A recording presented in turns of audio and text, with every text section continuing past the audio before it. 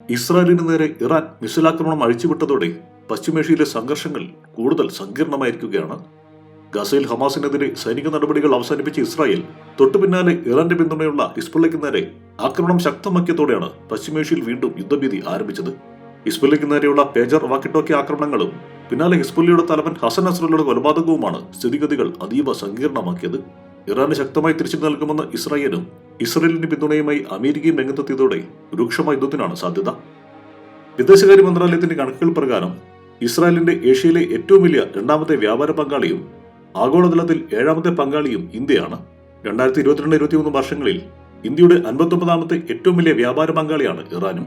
$233 കോടി ഉഭയകക്ഷി വ്യാപാരമായിരുന്നു കഴിഞ്ഞ വർഷം ഉണ്ടായത്. 2021-22 $194 കോടി ആയിരുന്നു വ്യാപാരം. സുപ്രധാനമായ ചെങ്കടൽ കടൽപാത പശ്ചിമേഷ്യയിലൂടെയാണ് കടന്നുപോകുന്നത്. കടൽ മാർഗമുള്ള ഇന്ത്യയിലേക്കുള്ള പ്രധാന ചരക്ക് ഗതാഗത പാത കൂടിയാണ് ഇത്.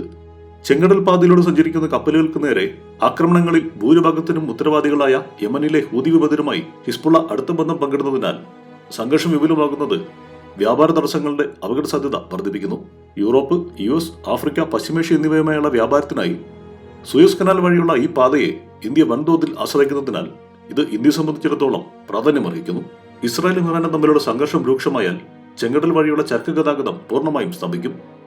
നിലവിൽ പ്രദേശത്തെ സംഘർഷത്തെ തുടർന്ന് ഇന്ത്യയിൽ നിന്നുള്ള കയറ്റുമതിക്ക് 9% ഇടിവുണ്ടായി. ചെങ്കടൽ പ്രതിസന്ധിയെ തുടർന്ന് ഓഗസ്റ്റിൽ ഇന്ത്യയുടെ പെട്രോളിയം കയറ്റുമതി 38% കുത്തനെ ഇടിഞ്ഞിരുന്നു. ഇന്റർനാഷണൽ മോണിറ്ററി ഫണ്ടിന്റെ രേഖകൾ പ്രകാരം സൂയസ് കനാലിലൂടെ കടന്നുപോകുന്ന വ്യാപാരത്തിന്റെ അളവ് 50% കുറഞ്ഞിട്ടുണ്ട്. ചെങ്കടലിലെ പ്രതിസന്ധിയാണ് ഇതിന് കാരണം. ബദൽ പാതകൾ തിരഞ്ഞെടുക്കുന്നതിനാൽ ഷിപ്പിംഗ് ചെലവിൽ 15 മുതൽ 20% വരെ വർധനവിന് കാരണമാകുന്നു.